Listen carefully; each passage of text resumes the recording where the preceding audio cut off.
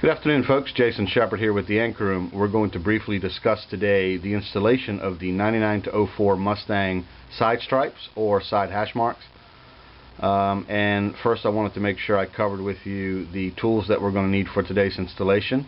Not everything here is absolutely necessary, however, I do think that this is probably the minimum that you want to work with, so I wanted to make sure that it became obvious to you that these are the tools that we are going to use today. We have our application fluid, which is a simple mixture of 32 ounces of water with about 3 solid drops of dishwashing liquid. We have our felt tip squeegee here. We like using those felt tip squeegees because that felt tip on the squeegee makes certain that we do not damage or scratch the paint nor the vinyl that we put on your car. Today we also have the X-Acto knife, and we're using a sharp tip X-Acto. This is going to be used to cut the seam of the actual vinyl while or after it's been installed on the vehicle. You'll see us do that later. We have a microfiber towel, which is what we're going to use to dab up the excess application fluid. And last but not least, we have our heat gun, or you can obviously also use a blow dryer on a hot setting. This is going to help us wrap the cut decal around the edge of the door and the fender. Before we get started with the actual installation, I wanted to point a few things out and take advantage of doing so with an already installed front part of this stripe. The alignment points, which are probably going to be the most crucial to make sure it's placed properly on the vehicle. You notice here on the fender there's a crease which continues on the door, but the top part of this vinyl piece follows that crease, as well as the bottom. You'll also notice on the bottom right here that crease from that flat part of the door towards the rocker panel. These are two fairly obvious alignment points. And then in this case, when we offer the side hash marks or side decal here with the Cobra cutout, that obviously is a real obvious alignment point. And then here's another to make sure that it follows that wheel line. It sits pretty much right up against it. So if you're dealing with a solid piece, you want to watch for the top two pieces here, the bottom two alignment points, as well as the that wheel crease here, just to make sure it sits right at the edge of that. And again, if you are dealing with one that's specifically been cut out for the Cobra, the snake obviously makes it a little bit easier to align that piece. I also want to point out real quick, we installed this decal yesterday, and it becomes real obvious even just by rubbing my finger over top of it where the crease is of the fender and the door. This is where you're going to be using the X-Acto knife. You've got to have a pretty steady hand, but I would suggest putting your hands on it on both sides and then slowly make sure that it's a sharp one and just slowly trim down, trying to hit that center as best as possible. And as you can tell, that will give us the ability to wrap that around, and I can show you that real quick also with the back side of that squeegee.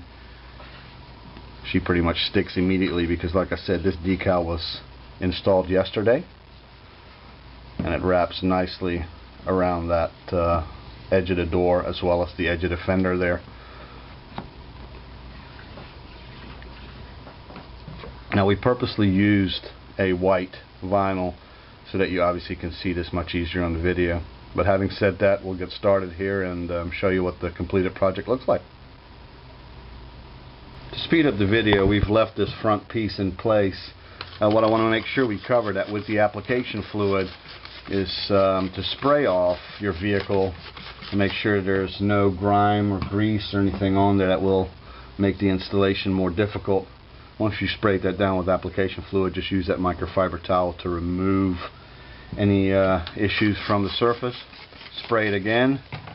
Here's that top alignment piece of vinyl that we included. Of course, that's not perfect. You want to make sure that you get it nice and flat up against that front stripe. Then remove the application fluid from underneath. You want to do that with all three pieces, obviously. Like I said, there's one for the top, one for the center, and one for towards the bottom of that stripe. And it doesn't have to be absolutely perfect. As long as they are all three in place, it'll give you a great set of reference points before installing that second decal.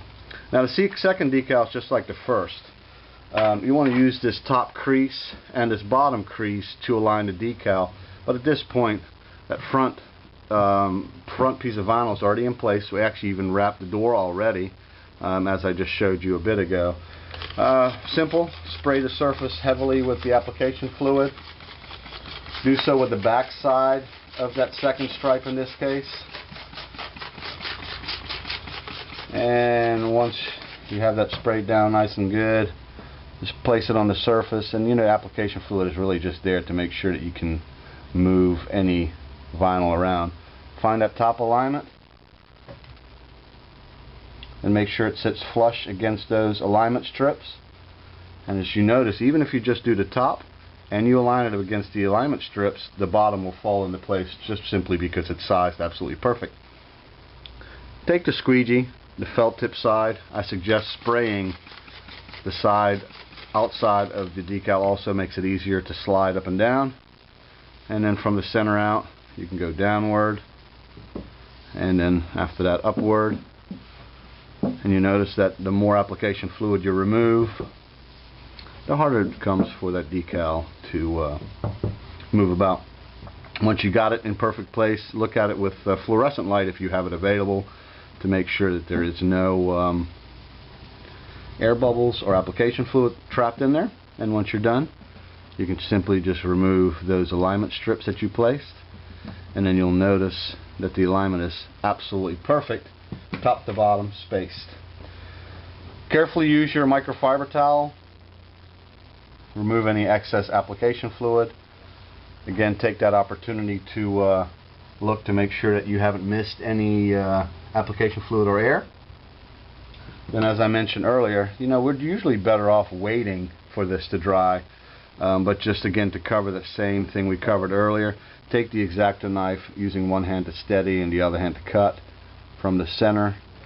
Follow the line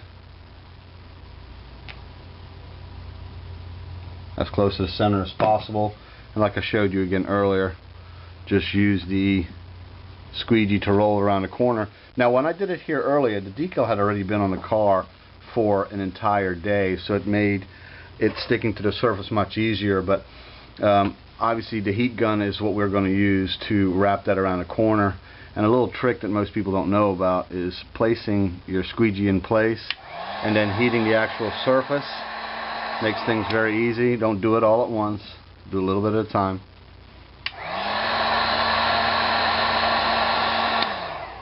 And doing that a few times obviously gets you that perfect alignment and wrap around the corner. I'm actually going to install a black one here shortly and show you what it looks like. Just want to cover this and thank you for your purchase, and tell you have a great day.